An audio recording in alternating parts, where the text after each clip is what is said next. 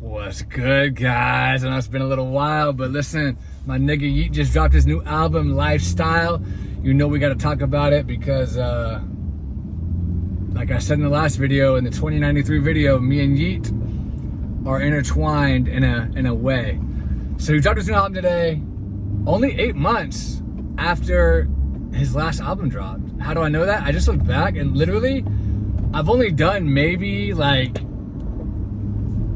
7 videos since then, so like an average of 1 a month. So I'm really slacking on this whole YouTube thing. But yeah, I've just been busy, guys. 100%. I've just been busy hitting the gym. I'm on a really like strict cut right now, so like I've just been so focused on that it's been hard to like muster up the energy to really like put this YouTube shit out. So I apologize for that, but I do appreciate you guys sticking around. And look, he's got 22 tracks in this new album, LYFESTYLE. Not a ton of features. Kodak Black, Lil Durk, and this new guy, I forgot his name. Never heard of him before, but I guess he's like buzzing in the underground from Georgia, Atlanta, whatever. So he's got less big features than he had on 2093, but he's also kind of got more tracks in the way too, because he dropped what is it? I think it's 3 because I was looking at his website, 3 deluxe versions. Like, is that a cash grab or what? So basically, like he wants his hardcore fans who want all of his tracks to go on there and purchase 3 separate versions. That is nuts, just to get all the songs, because you got 2 on each one, right? You got 2 on each one. So he wants his fans to go spend, and each one, I looked, like I said, each one costs $10. So if you want every one, you have to spend $30. That's crazy to me. Like, you gotta be a hardcore fan to be willing to spend $30 just to get 6 extra songs. That's crazy, but I'm sure some hardcore Yeat enthusiasts, maybe some of you watching this video, are gonna go purchase all 3 versions and get the 6 extra tracks. I personally wouldn't.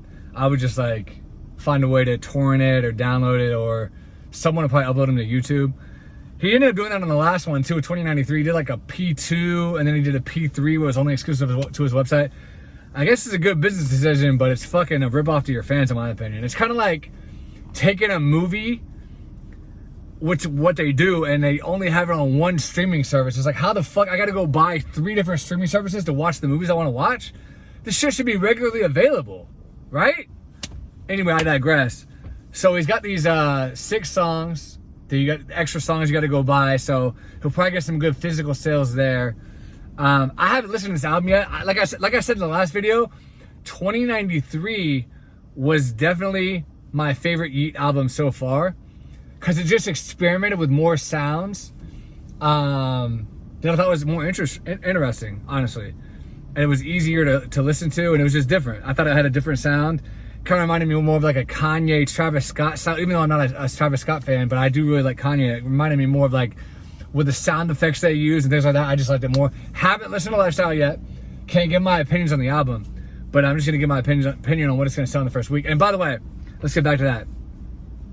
I do think it's gonna be a dip from what he sold on his last album. I was looking on Reddit, I was looking on different places. All the Yeat fans were like, oh, it's gonna sell more than he's ever sold before. I'm not thinking so. I'm not thinking so. Simple fact being, now one, I will say this before I get into that. He did make a good choice by putting this album out quickly. So one thing Yeat is smart about is not wasting time, not letting people forget about you. So he just dropped 2093 8 months ago, and now bam, another album in 2024. Most artists, like, they get super lazy, right? They'll take like a 4 or a 5 year break, and then when they come back, no one gives a shit anymore. They moved on. They forgot about you. They grew up, they got older, their music taste changed. And since you weren't giving them their music anymore, they just kind of lost the taste for it. So they ended up falling off. So one good thing that I will say is Yeat is not doing that. He's going back to back to back to back. And it's worked out great so far. I mean, his last album was debuted at #2, and it was his highest first week ever. But like I said, and I think it sold like 73K and debuted right behind Vultures, the first Kanye Vultures. But I do think that this one is going to take a slight dip in sales for the simple fact that, and this is just my opinion, this is just my thoughts, for the simple fact that, for one, the feature list is smaller. On the last one, he had Lil Wayne. He had, even though it didn't come out until a couple days later, he had the Drake feature. All that stuff helps. No one gives a fuck about Lil Durk and Kodak Black in 2024. They've both kind of fallen off a little bit. Lil Durk hasn't had a hit in a while. He kind of took a little bit of a break, which is what Yeat is not doing. So there's another example. So he kind of took a little bit of a break. Kodak Black, his sales have been in the toilet. If you go look, his last 3 albums have sold like 10K first week. So his sales have been in the tank, or have been in the toilet. His album sales have not been doing too well. So a feature by him doesn't really matter. No one gives a shit.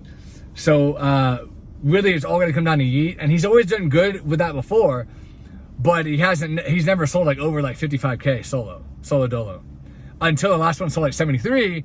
But again, that had Drake on it, that had Lil Wayne on it, that had some of his biggest features. This one is in my opinion, his smaller features that aren't quite on that level of like a Drake or like a Young Thug Gunna, smaller sellers. I just don't think it's going to help much. So my prediction on the first week sales, it's going to take a dip to like 45, 50K, maybe even like 35. I think it's going to go back down to like, come back down to earth a little bit, kind of what his 2 Alive album sold. That sold like 35K first week. I think this is going to do about the same as 2 Alive, maybe 35, 40, 45, 50 at the most. That's my prediction. I don't think it's going to go higher than that, but let me know what you guys think. Do you think it's going to outsell his last one? Do you think it's going to go under? Is my prediction spot on? Let me know in the comments. Really appreciate you guys' patience with me. I know I've been gone for a long time, but if you've never been here before and you're new, please do subscribe. Give me a like, let me know in the comments. All that stuff that we just talked about. Really appreciate you guys again, man. Love you guys, and I'll talk to you later.